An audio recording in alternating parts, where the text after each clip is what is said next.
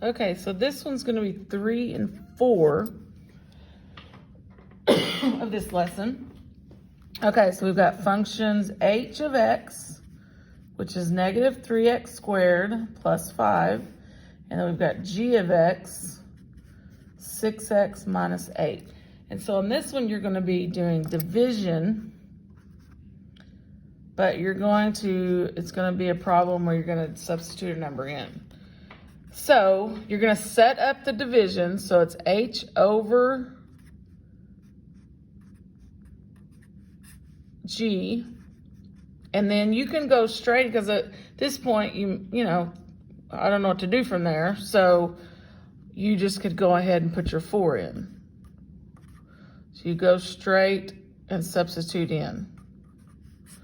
And then you'll just work it out.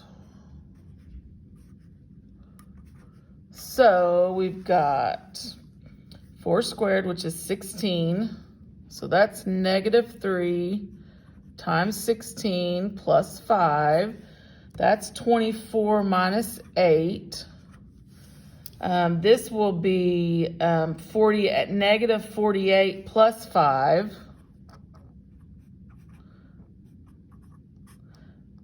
And then 24 minus 8 again on the bottom. And then your final answer on that is going to be negative, I'm going to write it down here, because if I do negative 48 plus 5, that's going to be a negative 43, because I'm going to end up subtracting. And then 24 minus 8 is going to be 16. That will not reduce. We're going to leave it as a, I think you can leave it like this. You could change it to an improper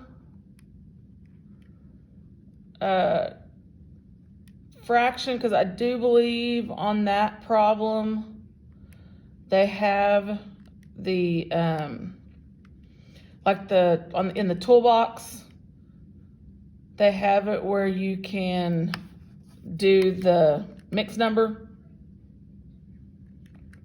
So like if you did the mixed number, 16 will go into 43 2 times with 11 left over 16. You can try that, or you can just leave it as negative 43 over 16, either way. Okay, now the other part of this problem, which can be difficult, there's 2 questions. This is the first question, which we've answered, so either one of those. The second part of this question is find all values that are not in the domain of this function, okay, of the h over g function. So the question is, what does that even mean? So what you got to notice about this is a fraction. And what we know about fractions is what you should know about fractions is you can never divide by a 0. 5 divided by 0 can't be done. That is called undefined. And it doesn't matter what's on the top. If it's divided by 0, it's undefined. Doesn't matter if it's an expression, anything on the top, undefined. So what we need to do to make this, to find what value would be not in the domain. Remember, we want the one not in the domain. So it's the one that won't work. So it's the one that's going to make the bottom a 0. So we need to go back to this function before we put the 4 in. And basically, you got to ask yourself, what does x need to be for that little expression right there to equal 0? Don't worry about the top. You're only worrying about the bottom. So you can set it up like an equation. I take that expression. I need it to equal 0. You're trying to figure out what x is going to be so that it will equal 0, and therefore the function won't work. And so therefore that's the answer to your question. So you solve it. So you add 8, 6x equals 8, then divide by 6.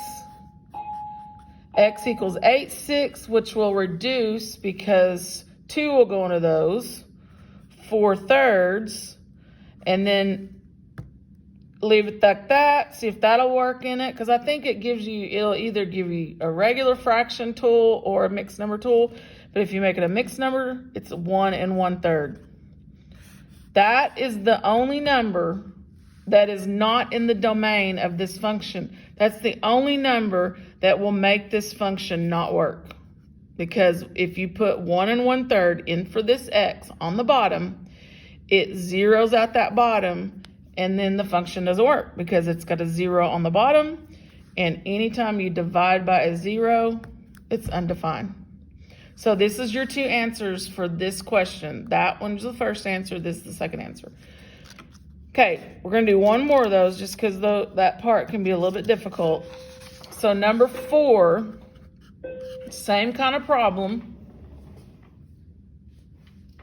Let me get my number 4. Okay, so number 4 is g of x is 4 plus x, 3 plus x.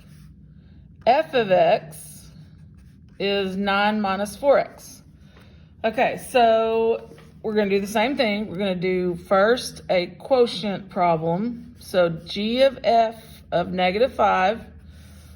So you're going to put g on the top, 4, and remember, this looks scary, but all you got to do is put the -5 in for all the x's. I'm going to write it with just the x's first. So it looks like that. So then now we take that same function and we put in a -5 everywhere we see an x. Okay? So now I'm going to work down. So 4 plus -5, -1.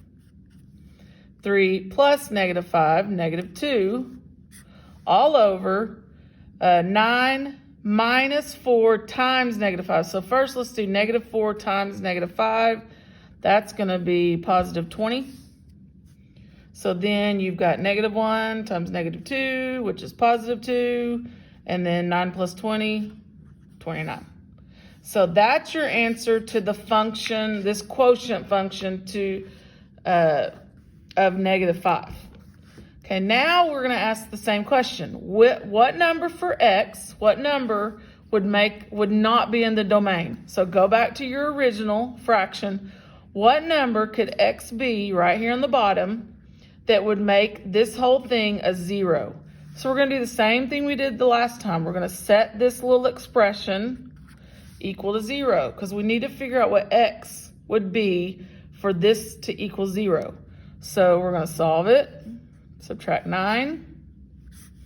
So -4x equals -9x, or -9, sorry. Then you're going to divide by -4. And then that just equals 9/4. And then again, like we did on the last one, you can make a mixed number. 4 goes into 9 2 times with 1 left over. So 2 1/4. So that's the only number, that's the number, the fraction, that if you put it in for x into this function, it would make that bottom number 0, and then the function wouldn't work. So that means it's not in the domain. So that's your answer. Okay, so I'm going to stop there, and then my next video is going to be 5 and 6.